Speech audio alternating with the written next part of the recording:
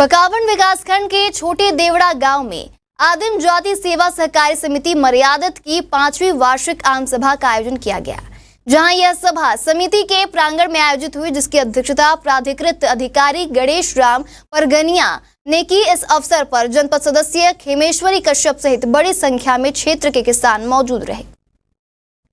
वहीं सभा में संस्था के पिछले वर्ष की उपलब्धियों का लेखा जोखा प्रस्तुत किया गया, साथ ही आगामी वर्ष के लिए अनुमानित बजट भी साझा किया गया। कार्यक्रम में किसानों ने सहकारी समिति द्वारा किए जा रहे प्रयासों की सराहना की और भविष्य में भी इसी तरह की पारदर्शिता और सुविधा की उपेक्षा जताई। आज की वार्षिक आम सभा 2025-26 में हमारे ग्राम पंचायत मोहलई, रामपाल, पंडानार, नेंगानार और छोटे देवड़ा, रायगढ़ देवड़ा और डोडरेपाल इतने ग्रामों के किसान यहाँ उपस्थित थे। और यहाँ पे आम सभा में जो वार्षिक आय व्यय का ब्यौरा और आगामी जो कार्य योजना जो धान खरीदी के संबंध में यहाँ बताया गया,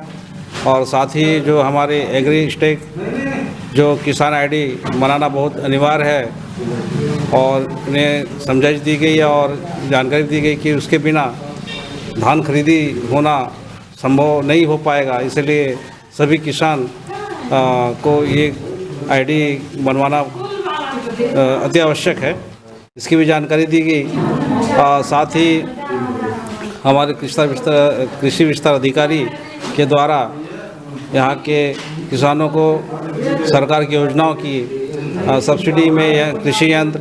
और भी कीटनाशक के संबंध में, हमारी बीमारी के संबंध में, बीमा फसल बीमा के संबंध में योजना जो सरकार की जो योजना चल रही है उनकी जानकारी दी। कालातीत सदस्यों को भी